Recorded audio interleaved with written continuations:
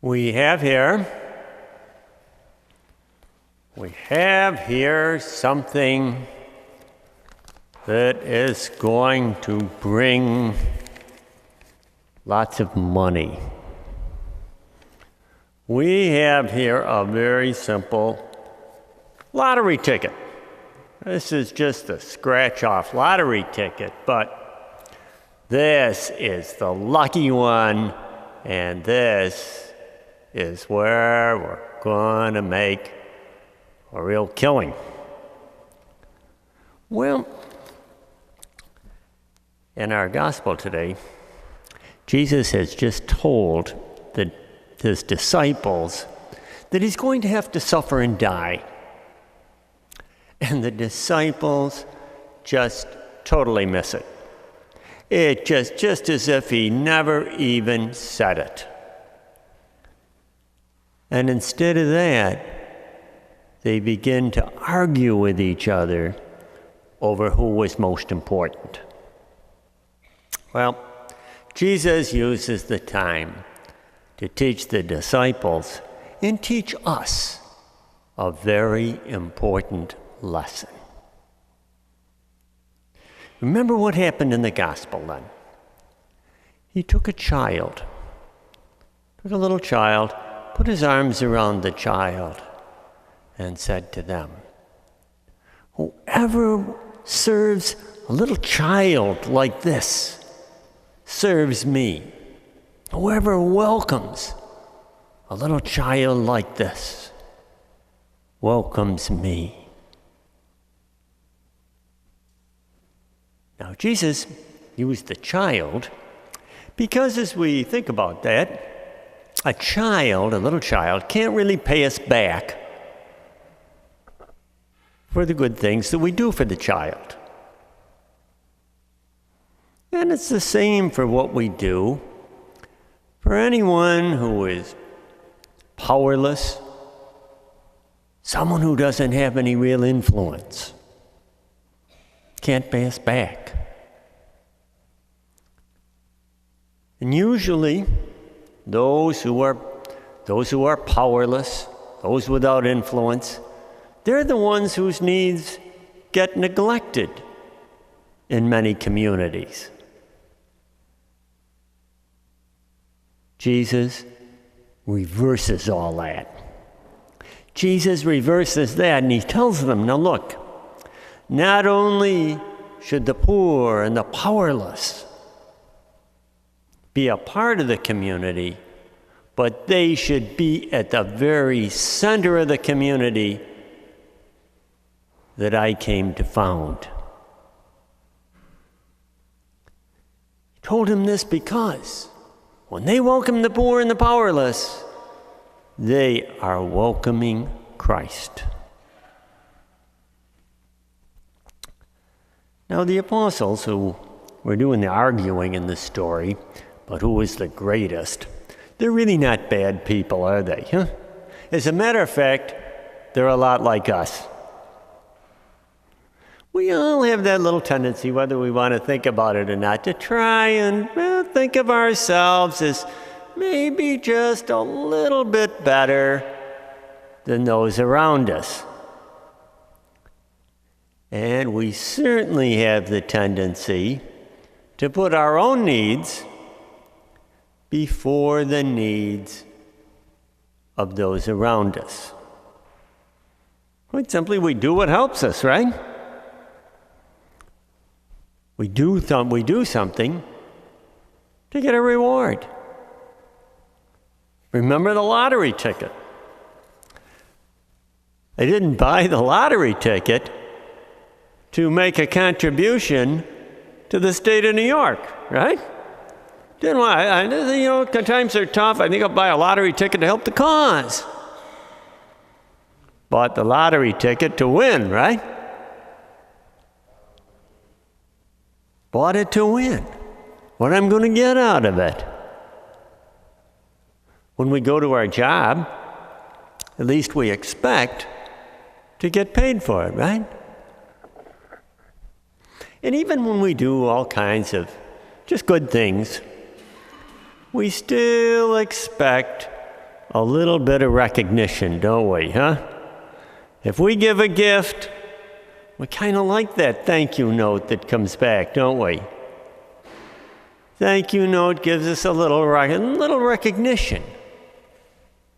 Makes us feel good. Jesus is showing the disciples and showing us another way to live. He's calling us to something different, to putting the needs of others before our own. And he knows that we're capable of that. God isn't going to ask us to do something that we can't do.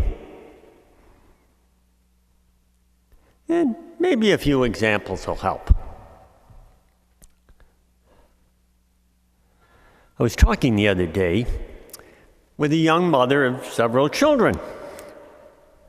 And she said, I got to get a bigger apartment, because I'm going to take in my sister's kids, because she has to sign herself into a rehab program. Now, young as she is, and poor as she is, she still put the needs of her sister's kids before her own comfort and even her own security, because she isn't going to get much help, if any, for taking in those kids. But she did it for her sister's kids. And this call of Christ is really something that seems to last a lifetime, doesn't it, huh? There's no retirement from it. Here's an example. Mary is 97 years old, but she still makes her famous, delicious apple pies for every function that her parish has. Every dinner, she somehow still keeps making those pies. Well, the other day, she made an extra pie to give to her neighbor, because she knew that her neighbor had just taken in the neighbor's father-in-law, who was 98 years old. And the man had kind of given up on life. He just wanted to spend the last days with family. And he certainly had stopped really eating very much. So they said, well, we'll try with a piece of this special pie. And they said, look at this, is special pie. This is the best apple pie you'll ever have. Well, the gentleman tried the piece of pie, and then he asked for another one. And after that, the family noticed that the man became a little more alert, a little more aware of what was going on. And they really felt, his family felt, that they had him back again. Now, Mary, she was just doing what she always has done, right? 97 years old, making pies for the parish dinner. She teaches us that God calls us to serve the needs of others in ordinary ways, in the things that we do each day when we make a special effort, go beyond what's necessary. We do it in our ordinary life. Now, Jesus knew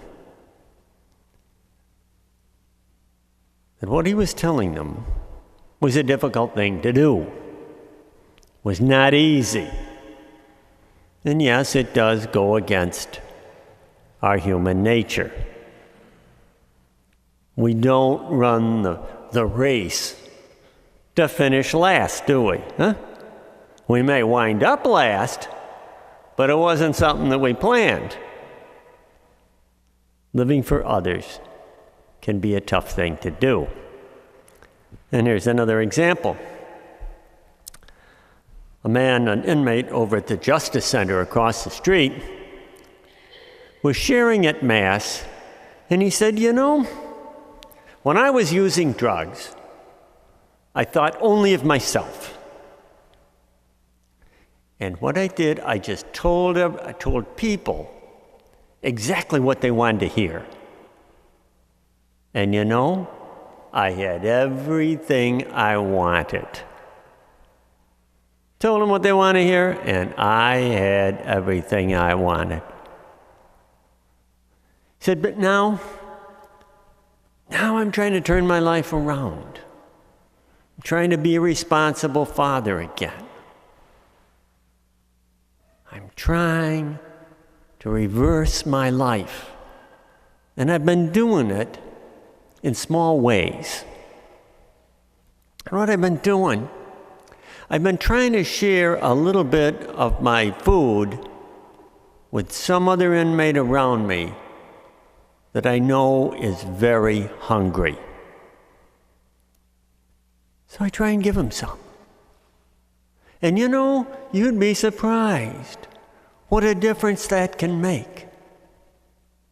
It can change that person's whole day.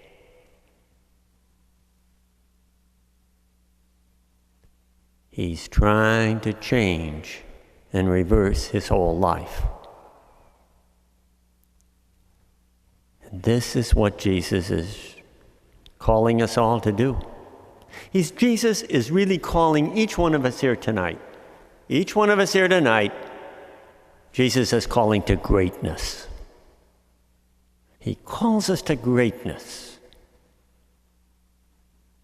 He wants to show us a higher way to live. He wants to show us how good and how pleasing it is to put the needs of others before our own.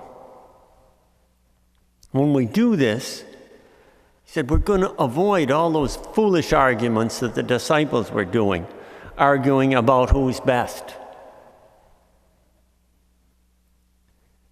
He's calling us, just like the inmate at the Justice Center. He's calling us to change our life around. Now, again, this is not an easy thing to do. So, right now, let's just plan. Let's just set aside sometime even before the day ends. Sometime before the day ends. And just to ask ourselves, now how can I better put the needs of others before my own comfort and convenience? How can I do a better job of doing that? And so as we continue now then, we know it's not easy, so let's make sure that we ask our God, when we get ready to share in the body and blood of Christ, let's ask our God for the help and the strength that we need to answer Christ's call to greatness.